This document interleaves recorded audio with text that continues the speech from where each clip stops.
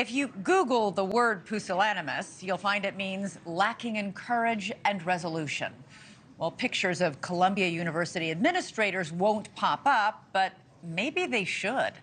This is the same cadre of campus bureaucrats who've set deadline after deadline for the students to vacate their campground, and then let those deadlines pass with little consequence. To boot, they've stated publicly over the past few days they would not be calling in the NYPD to clear the protesters' tent city. Some of the protesters, logically, interpreted that as a license to run wild. And boy, have they, by forcefully taking over an academic building.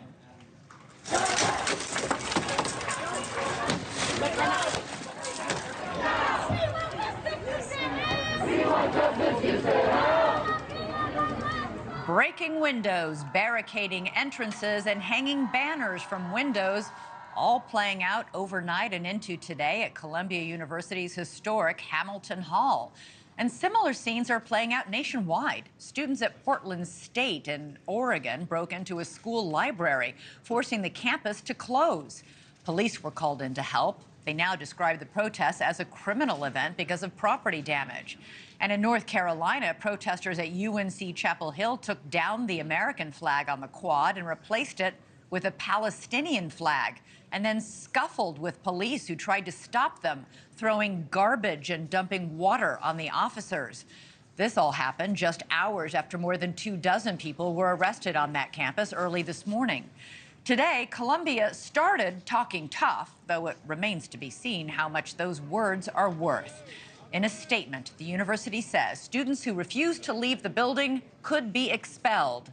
Note the word could there.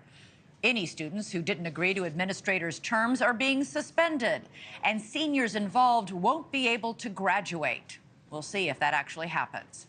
NewsNation's Brooke Shafer is live at Columbia University with the very latest. Brooke, what's going on there right now? Well, Elizabeth, within the last hour, we saw NYPD officers bringing in some more barricades. We've also heard that some people inside the encampment have recently been asking for food and water. There is definitely a great deal of tension outside the gates of Columbia University right now. It is limited access on the campus. The only way on campus is with a Columbia University ID, or if you are strict personnel allowed inside right now. Media not allowed on campus today. Earlier, as you mentioned, we learned that students involved in this campus occupation are now facing expulsion. A university spokesperson in a statement in part said, quote, "We made it very clear yesterday that the work of the university cannot be endlessly interrupted by protesters who violate the rules. Continuing to do so will be met with clear consequences. Students occupying the building face expulsion." The university in that statement saying that students have escalated the situation, like the violence that we saw last night, a group of protesters breaking windows and breaking into a building on campus. We spoke with a couple of people outside the gates of Columbia today who agreed with the university's decision to start expelling students. If you're going to have protest, you have to understand that there are consequences for your actions. I'm all for peaceful protest, except when it crosses the line and other people feel intimidated. This is insane. It's gotten this far. Yeah.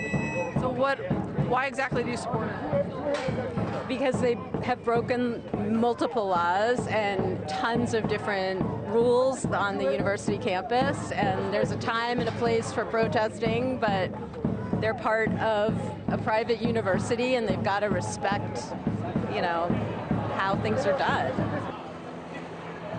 Columbia highlighting that decision to suspend or start expelling students is in response to the actions of the protesters, not their cause. University officials still not calling in the NYPD. Instead, they are still urging these demonstrators to break up the encampment and the occupation of campus, urging them to leave by May 15th, graduation day, when about 15,000 students and their families are expected here on campus.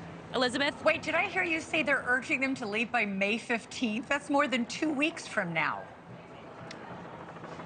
That is the date that they keep throwing out there, really urging them, pleading with them that graduation, of course, commencement, a major moment for their fellow students, and hoping that things break up by then. Yeah, if my son or daughter were there, I'd be yanking them out by the ear for breaking the law. Brooke Shafer, live from Columbia University, thank you. Thanks so much for watching. Go to joinnn.com to find NewsNation on your television provider.